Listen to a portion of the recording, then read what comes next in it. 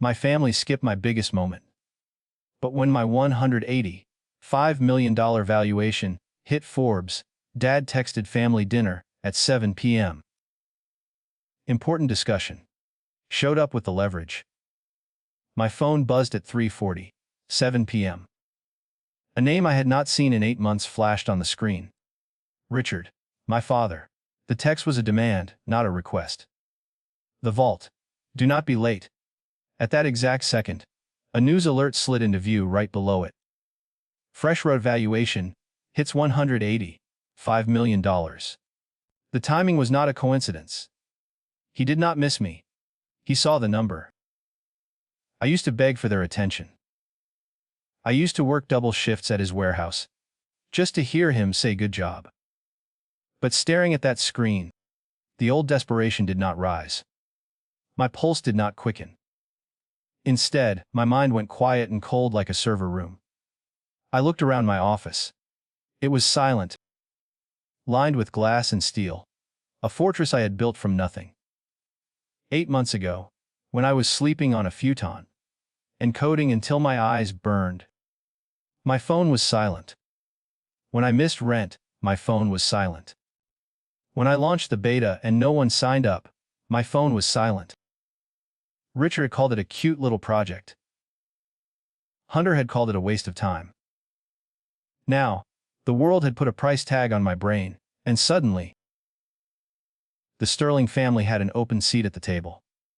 I tapped the screen, opening the message thread. The last message was from me, sent 240 days ago. It was a picture of my first office key. It was marked read. No reply. Most people would delete the text. They would block the number and enjoy the victory alone. That would be the healthy choice. But I am a data scientist. I do not act on emotion. I act on evidence. And right now, the data was incomplete. I needed to know the variables. Was this just greed? Or was it desperation? I stood up and walked to the window. The city sprawled out beneath me, a grid of lights and transactions. I was not going to the vault to save my family. I was not going to beg for their love. I was going to run a simulation. I needed to test a hypothesis. If I stripped away the valuation, if I removed the millions, would they still want me? Or was I just a balance sheet to them? I unlocked my phone and typed a single word. Confirmed. Tonight was not a dinner. It was a stress test. And I had a feeling they were going to fail. I turned away from the window. The glow of the city fading behind me as I entered the silence of my apartment. I stood in the center of my walk, in closet, a space that was climate controlled, quiet, and lined with rows of Italian wool and silk. 10 years ago, a text from my father would have sent me into a spiral. I would have torn through this wardrobe, trying to find the perfect outfit. Something successful enough to earn a nod from him, but humble enough not to threaten my brother. I would have been desperate to package myself into something they might want to buy. But today, the panic was gone. In its place was a quiet, humming precision. I was not getting dressed for a family reunion. I was getting dressed for an undercover operation. I walked past the tailored blazers and the imported leather shoes. I reached up to the top shelf and pulled down a dusty plastic bin. Inside were the relics of the boy they thought they knew. A faded denim jacket with a fraying collar. Scuffed white sneakers that had seen better days. A gray sweater that hung a little too loose on my frame. Putting them on felt strange, like sliding backward in time. It felt like wearing a cold, heavy skin. You might think this was just a trick, a way to trap them in a lie. But as I looked in the full-length mirror, watching the successful CEO disappear and the struggling, invisible son reemerge, I realized it was something deeper. This was the final test. It was that tiny, illogical voice in the back of your head that whispers, maybe, if I strip away the success, Maybe if I come to them with nothing, they will finally love me for who I am. I knew the probability was zero. I knew exactly what was going to happen. But I had to run the simulation one last time. I had to give them the opportunity to reject me when I looked poor, so that when I revealed I was rich, I would not feel a shred of guilt for what came next. I tied my shoes and checked my reflection again. I looked tired. I looked defeated. I looked perfect. I picked up my phone and dialed my chief financial officer. Alina answered on the first ring. "It is Troy," I said. My voice was steady, void of any familial warmth. "Execute the purchase." There was a pause on the line.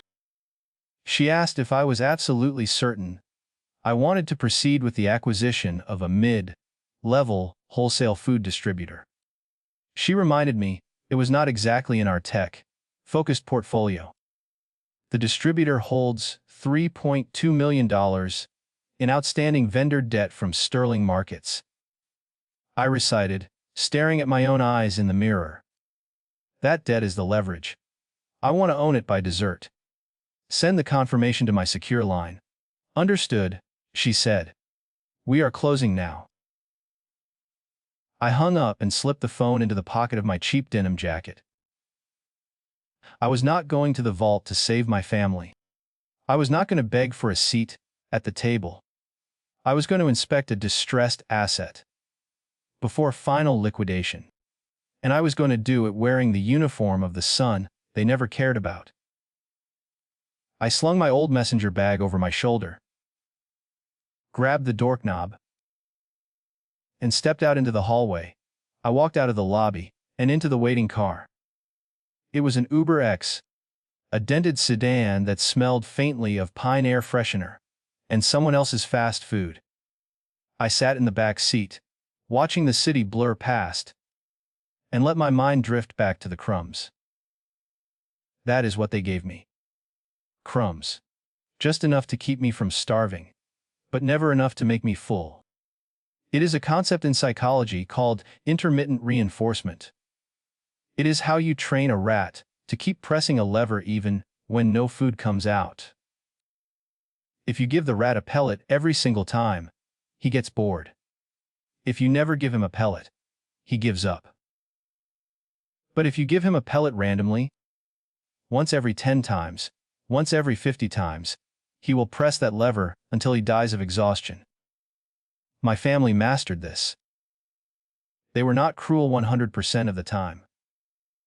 That would have been easy. I could have walked away from cruelty. No. They were cruel 90% of the time. The other 10% was the trap. I remembered being 16, working unpaid shifts at sterling markets after school.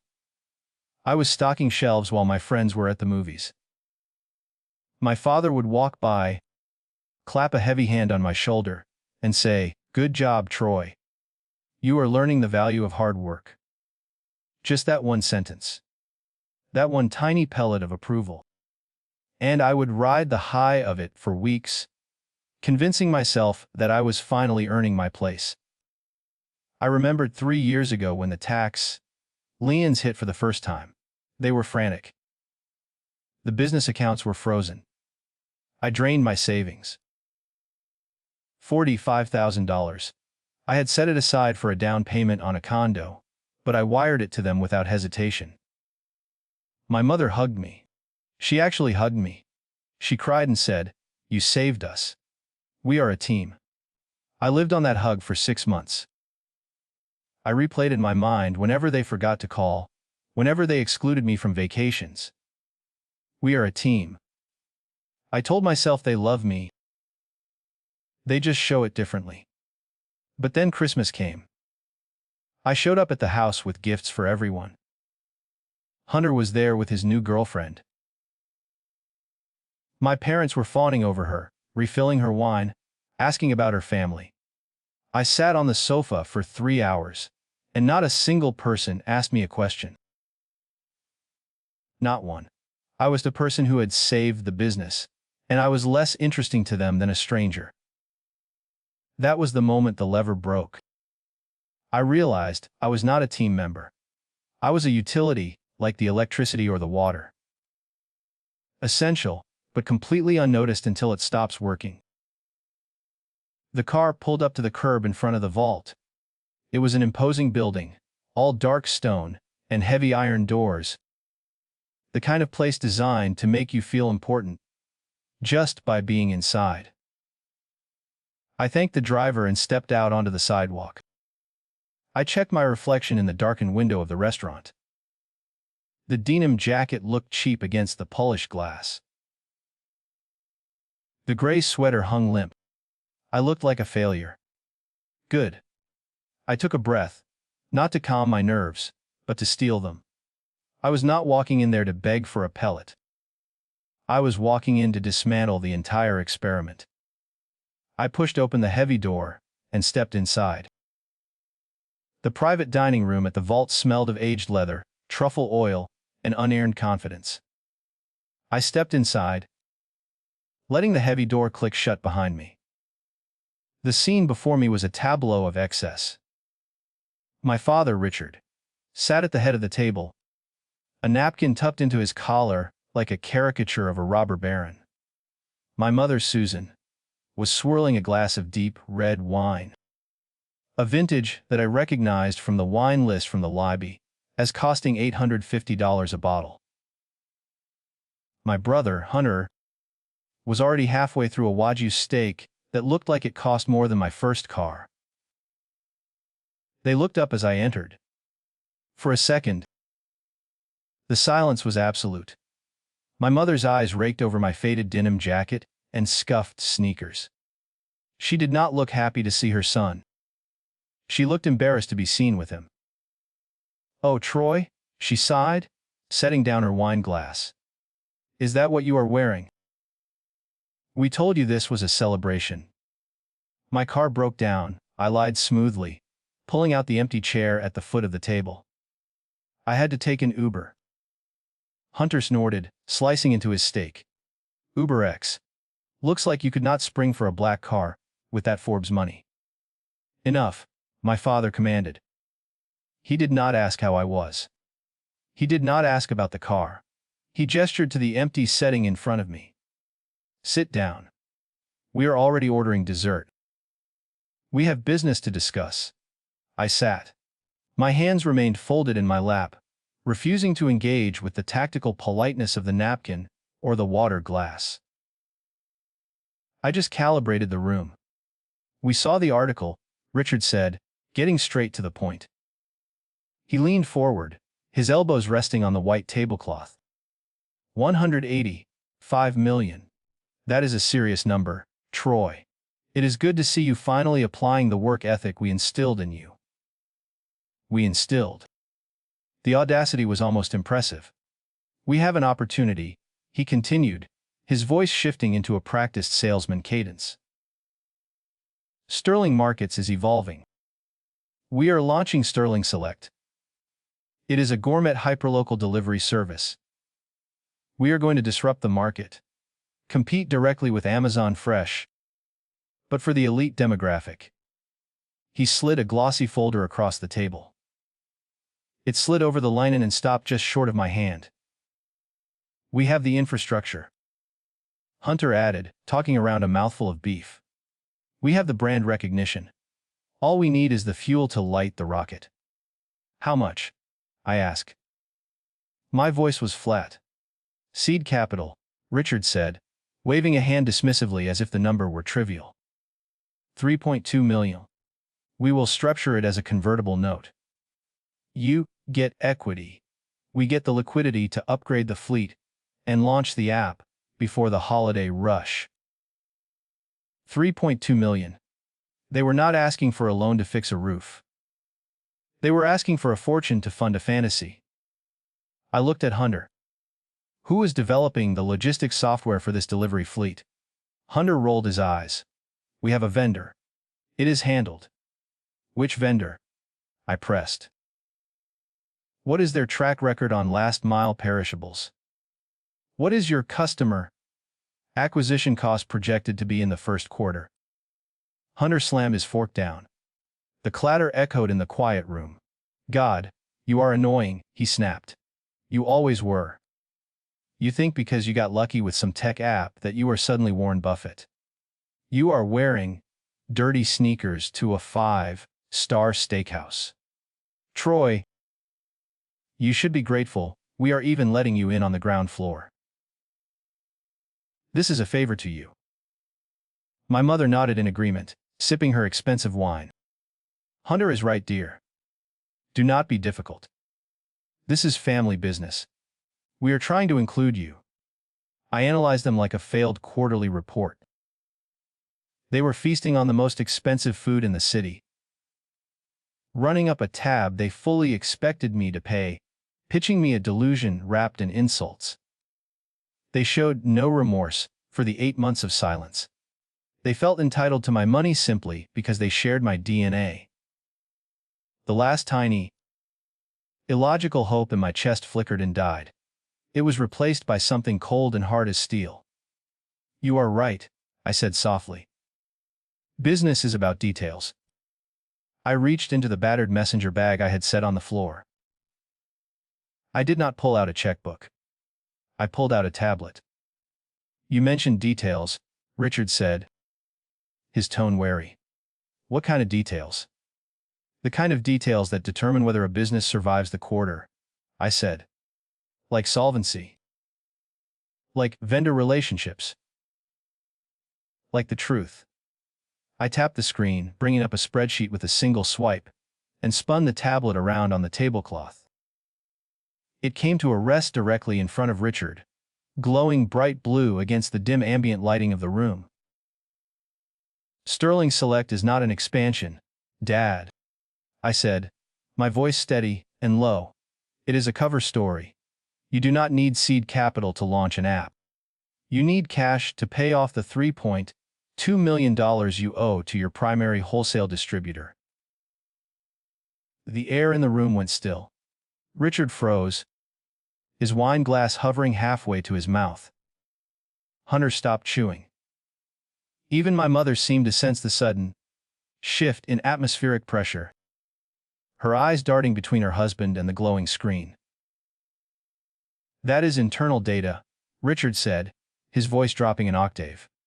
The salesman mask slipped, revealing the tired, frightened old man underneath. Where did you get that? It is not internal if you know where to look, I said. Or who to ask. I reached over and swiped to the next slide. It was a list of invoices, all marked with angry red flags. Cisco blocked your credit line 4 months ago. US Foods cut you off last week. Your shelves are going to be empty by Thanksgiving unless you pay them. It is a temporary cash flow issue, Hunter interjected, though his voice lacked its usual arrogance. We are renegotiating terms. No, you are not, I said. Because you are not negotiating with them anymore. I leaned back in my chair, crossing my arms over the cheap gray sweater. You are negotiating with me. Richard frowned, the lines on his forehead deepening. What are you talking about? Fresh Road acquired your primary distributor this morning, I said. The deal closed at 4 p.m. I now own the debt. I own the contract. And most importantly, I own the trucks that are scheduled to deliver your holiday inventory tomorrow morning. The silence that followed was heavy and suffocating. My mother looked between us, confused. What does that mean, Richard? It means, I said, answering for her, that I am your supply chain. I control whether your stores stay open or close.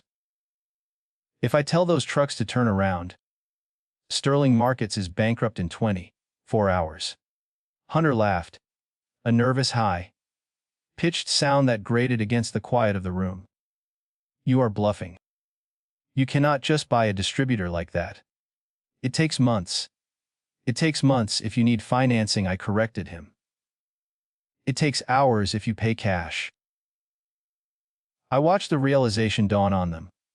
They were looking at the denim jacket, the scuffed sneakers, the messy hair, and suddenly they were not seeing a failure. They were seeing a predator. Why? Richard whispered. He looked pale, the color draining from his face faster than the wine he had been drinking. Why would you do this? Because you taught me business, I said. You always said control the supply, control the market. I am just applying your lessons. We are family, Susan said, her voice trembling. Troy, you would not hurt your own family. I am not hurting you, I said. I am securing an asset. Just like you tried to secure my $3.2 million over dinner. It is just business, Mom. Is that not what you always told me, when you missed my birthdays for work events? It is just business. Richard slammed his hand on the table, rattling the silverware. You ungrateful little brat. After everything we gave you, we put a roof over your head. We fed you. And I appreciated that, I said calmly. But we are past the point of gratitude. Now, about those trucks. They are currently parked at the depot. If you want them to move, we need to discuss the terms of my new ownership stake in Sterling Markets. Richard stared at me. The vein in his forehead was throbbing. You want equity? I want control, I said. 51% controlling interest or the trucks stay parked. Hunter jumped up, knocking his chair back. You cannot do that. This is my company. Dad promised it to me. Sit down, Hunter, I said, not even looking at him. The adults are talking. Richard looked at his son, then back at me. He saw the resolve in my eyes. He saw the cold, hard math. He knew I was not bluffing. Fine, he gritted out. We can discuss a partnership. But 51% is impossible. We can do 20. It is not a negotiation, I said. It is a foreclosure prevention strategy. But before you answer, you should see the rest of the file. I reached for the tablet again. Because the vendor debt is not the only problem I found. Partnership. I repeated the word, tasting the absurdity of it. You think you are in a position to offer a partnership. Dad, you are not listening. I did not come here to make a deal. Richard blinked. What more could there be? I leaned forward, locking eyes with him. I came here to prevent an indictment. Indictment, Richard repeated, the word tasting like ash in his mouth. Do not be dramatic, Troy. We are talking about cash flow. We were talking about cash flow 5 minutes ago, I corrected him. Now we are talking about survival. Susan let out a small, strangled sound. She looked from Richard to Hunter, her eyes wide with a horror that had nothing to do with affection, and everything to do with social standing. The realization that her country club membership and her perfect life were under siege broke her composure. Troy, please, she sobbed, reaching across the table as if to grab my hand, though she stopped short when she saw the look in my eyes. You cannot do this. We gave you life. We raised you. We put food on this table and clothes on your back. Does that not mean anything? You owe us. I looked at her hand, hovering over the linen tablecloth. It was manicured, adorned with a diamond that cost more than my college tuition. It was a hand that had never held mine when I was sick. A hand that had never patted my back when I failed. I stood up slowly. I did not scream. I did not let my voice shake. I looked down at her with a clarity that felt almost surgical. You are talking about biological investment. Mom, I said. You provided food and shelter. That is the legal baseline for keeping a child alive. That is the bare minimum required to not be arrested for neglect. But you are confusing that with emotional equity. I walked around the table, my sneakers silent on the plush carpet.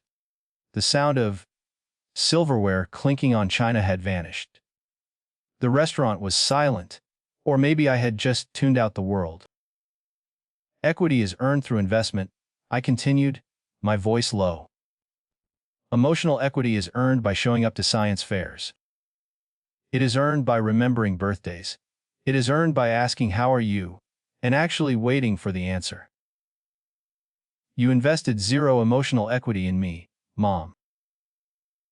You treated me like a bad stock you wanted to dump. And now that I am profitable, you think you are entitled to a dividend.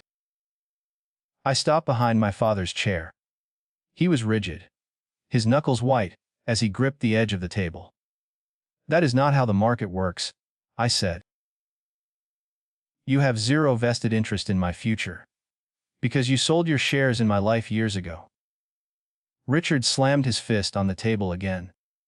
But there was no power in it this time. I am your father, he shouted, his face turning a mottled red. I built this family. I am the only reason you exist. You are a biological donor, I said coldly. And right now, you are a liability I am managing. You cannot talk to him like that, Hunter spat. Though he did not look up from his plate. He is the CEO. He is a distressed asset, I said. And so are you, Hunter. I looked back at Richard. You taught me that business is unsentimental. You taught me that value is determined by the market, not by feelings. Well, the market has spoken. Your value is negative, you are insolvent. And I am the only creditor willing to keep the lights on. I will never sign over 1%, Richard hissed. This company is my legacy. It is Hunter's birthright. Hunter's birthright is a mountain of debt, I said. The words hung in the air, heavy and undeniable. We are not discussing Hunter's personal issues, Richard said quickly, too quickly. We are discussing a bridge loan. We are discussing a takeover, I said. You have a choice, Dad.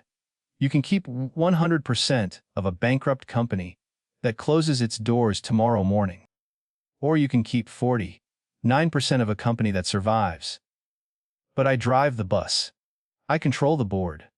And I control the money. Susan was weeping openly now, blotting her eyes with the napkin. Why are you doing this, Troy? Is this revenge? Is this because we missed a few dinners? It is not revenge, I said, feeling a profound sense of exhaustion settle over me. Revenge implies I care enough to hurt you. This is simply a correction. For 29 years, I tried to pay a debt I did not owe. I tried to buy your love with obedience. I tried to buy it with grades. I tried to buy it with my own savings. I leaned forward, placing my hands on the back of Richard's chair. But the price was too high. And the product was defective. I am done buying, I whispered. Now I am selling. Richard looked up at me, his eyes searching for the scared little boy who used to wait by the window. He did not find him. He found a stranger in a cheap denim jacket who held the keys to his cage. You are unhinged, Richard said, his voice trembling. You think you can just walk in here and steal my company? I will fight you. I will sue you. With what money? I asked. You cannot even pay for this dinner. The reality of his position seemed to crash down on him then. The bluster evaporated. He slumped in his chair, looking suddenly very old and very small. Fine, he muttered, 30%. We can do 30%. 51, I repeated. And that offer expires when I walk out that door. I need time, Richard pleaded. I need to consult my lawyers. You do not have time, I said. And you definitely do not want lawyers involved. I reached for the tablet again. Because lawyers get involved, they are going to ask to see the books. And if they see the books, they are going to see what I saw. Richard went rigid again. The fear returned, sharper this time. He looked at the tablet, then at me. You mentioned an indictment, he whispered. What did you find? I swiped the screen one last time, bringing up the file I had been saving for this exact moment. It was not a spreadsheet of vendor invoices. It was a forensic audit of the internal accounts. I did not come here to negotiate a partnership. Dad, I said, sliding the tablet in front of him. I came here to tell you what I know about the pension fund. Richard looked at the screen, his eyes squinting as if trying to make the numbers disappear by sheer will. He tried to rally one last time. "We can structure the equity," he stammered. 20%. Maybe 25. But a partnership is the best offer I can make. "You are still talking about a business deal," I said, my voice dropping to a whisper that carried more weight than a scream. "I am talking about a crime scene." I pointed to a highlighted row near the bottom of the audit. $412,000 removed from the Sterling Markets Employee Pension Fund on August 14th. The room went dead silent. The kind of silence that happens when a heart stops beating. "That money is protected by federal law, Dad," I continued. "It belongs to the cashiers who have stood on their feet for 30 years. It belongs to the butchers and the stock boys. And you took it. It was a loan." Richard croaked. His face was gray. "We were going to put it back as soon as the app launched." "It was a short-term bridge loan." "It was theft," I corrected him. "And you did not take it for the business. You took it for him." I shifted my gaze to Hunter. My brother was staring fixedly at his congealed steak, a bead of sweat tracing a path down his temple. "I traced the wire transfers," I said. "They did not go to app developers. They went to a shell company in Nevis that links directly to an online sportsbook. You gambled away the retirement savings of 200 employees." Susan let out a sound like a dying bird. She looked from Richard to Hunter, her hands flying to her mouth. "You stole from them," she whispered. "Richard, tell me you did not steal from the pension fund." "I had to," Richard snapped, though he could not look at her. Hunter was in trouble. "These people, they are not the kind you owe money to." "I was protecting the family."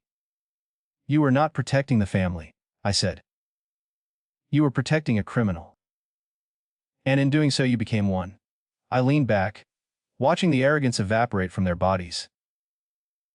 The posturing, the buzzwords, the condescension about my clothes. It was all gone. All that was left were three terrified people, sitting in the wreckage of their own choices. "This is not just bad business, Dad," I said. "This is 20 years in federal prison. It is RICO charges. It is the kind of scandal that does not just bankrupt you. It erases you. The only reason the FBI is not knocking on your door right now is that I own the debt, and I have not filed the audit report yet." I tapped the table with my index finger. "I am the only thing standing between you and a cell." Susan stared at me, her eyes filling with tears. But they were not tears of remorse for the stolen pensions. They were tears of terror for her own comfort. She realized her life was over. "Please," she sobbed. "Troy, fix it. Just fix it." "I am going to fix it," I said. "But not for you. I am going to save those employees." I reached into my bag and pulled out the final document. It was not an audit. It was a contract. "This is a severance agreement," I said, sliding it in front of Richard. "Here are the terms. Richard, you retire immediately for health reasons. Hunter, you are terminated for cause effective tonight. You will sign over 51% controlling interest of Sterling Markets to Fresh Rote. In exchange, I will personally recapitalize the pension fund and assume the vendor debt." "Fired," Hunter squeaked. "But what will I do?" "I suggest you learn a trade," I said coldly. "Gambling is not working out for you." I handed Richard a pen. It was a cheap plastic stick from my pocket, a stark contrast to the heavy fountain pen he usually used to sign checks he could not cash. "You have two choices," I told him. "Option A. You sign this. You walk away with your freedom and a very modest monthly stipend that I control. Option B. I walk out that door. I unpause the trucks, and I email this forensic audit to the Department of Justice." Richard looked at the pen. He looked at his weeping wife and his ruined son. He looked at the son he had ignored for 29 years.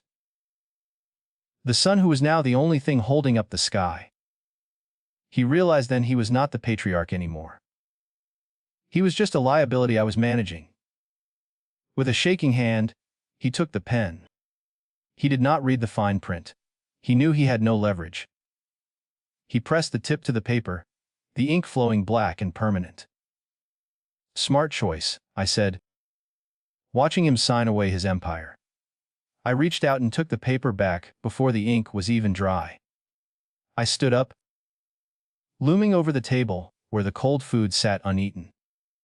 The transaction was complete, but as I turned to go, Richard looked up, his eyes wet and desperate, and asked the one question I knew was coming. "Are we still family?" he asked, his voice cracking. I looked at him one last time. "You are a line item," I said. "And I just balanced the books." I turned and walked away. I left the unpaid dinner bill on the table between them. The Wagyu steaks had gone cold. The vintage wine was barely touched. It was a tableau of waste, perfectly fitting for the people I was leaving behind. I walked out of the private dining room, the heavy door sealing them in with their consequences. I walked through the main restaurant, past the tables of happy diners, past the bar where business deals were being toasted. Nobody looked at me. Nobody saw the invisible man in the denim jacket. But I felt different. The air in the lobby felt lighter. The knot in my chest that had been there for 29 years, the knot of waiting, of hoping, of needing, was gone. I stepped out onto the sidewalk. The night air was cool and crisp. My Uber was already waiting at the curb. I got in the back seat. "Where to?" the driver asked. "Home," I said. "And can we stop for ice cream? I am celebrating." As we pulled away from the curb, I took out my phone. I opened my contacts. I found Dad. Block. I found Mom. Block. I found Hunter. Block. One by one, I erased them from my digital life. It was not an act of anger. It was an act of hygiene. I was removing the infection so the wound could finally heal. I looked out the window at the city lights. I thought about the little boy who used to wait by the window for parents who never came home on time. I thought about the teenager who worked for free to earn a nod. I thought about the man who had built a $185 million company just to prove he was worth something. He was worth something. He always had been. He just had to stop looking for his value in a mirror that was broken. The silence in the car was not lonely. It was peaceful. It was the sound of a debt paid in full. I did not lose a family tonight. I lost a liability, and for the first time in my life, my ledger was finally balanced. Sometimes the most expensive thing you can buy is your own freedom. And it is worth every penny.